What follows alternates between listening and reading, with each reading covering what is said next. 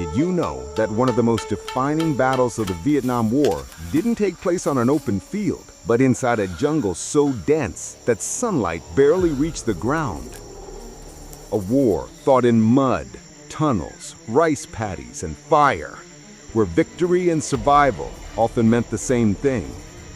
Today, we'll walk through one of the most intense chapters of the conflict, the brutal fight for control in the jungles of Vietnam, where U.S. forces faced an enemy that knew the land better than anyone, and a style of warfare the world had barely seen before. The Vietnam War wasn't just fought between armies, it was fought against the terrain itself. In the Central Highlands and the thick jungles of the South, U.S. patrols moved carefully through vegetation so dense it could swallow entire units. Every path, every rustle, every shadow carried danger. American infantry units often advanced without knowing what lay 10 feet ahead. Heat, insects, and exhaustion wore men down before the first shot was ever fired. For the Viet Cong, the jungle was a shield. They moved silently through natural cover, blending into the landscape like ghosts. Below the soil, an entirely different world existed, a maze of underground tunnels stretching for miles. Hidden supply rooms, hospitals, and command centers allowed the Viet Cong to appear, strike, and disappear before U.S. troops could react.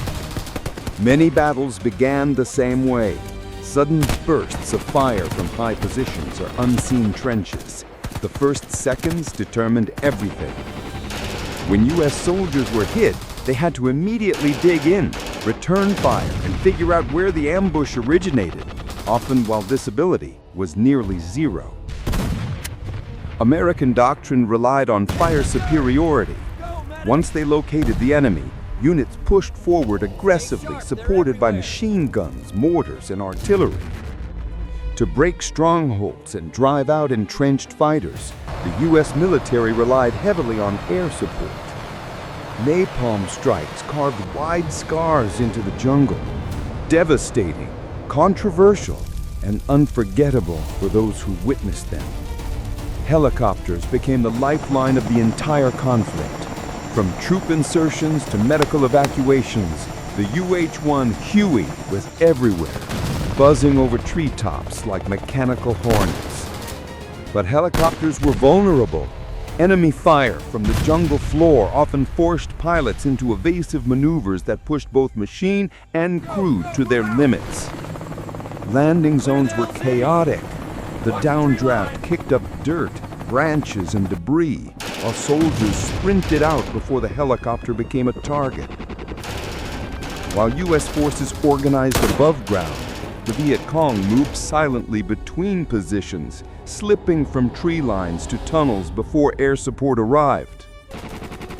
Many engagements happened in open rice paddies, water up to the waist, visibility clear, danger everywhere. Movement was slow and often exposed. Civilians were caught in the middle.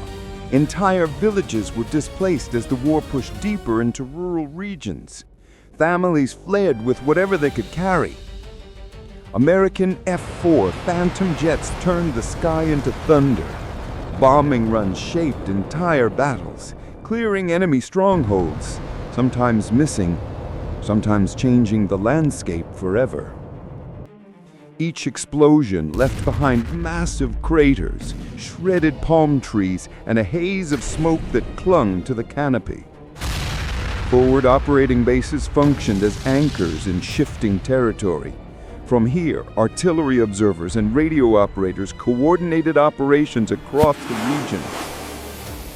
Even in fortified positions, surprise raids were common. A tunnel entrance unnoticed could suddenly erupt with an entire squad rushing out.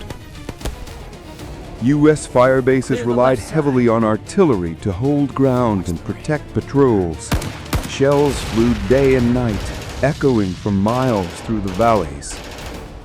At night, silence was a weapon.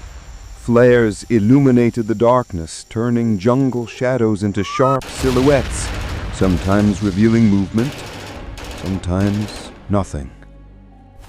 When soldiers were wounded, medics risked everything to pull them out. Dust-off helicopters flew into hostile zones under fire to evacuate the injured in minutes that felt like hours.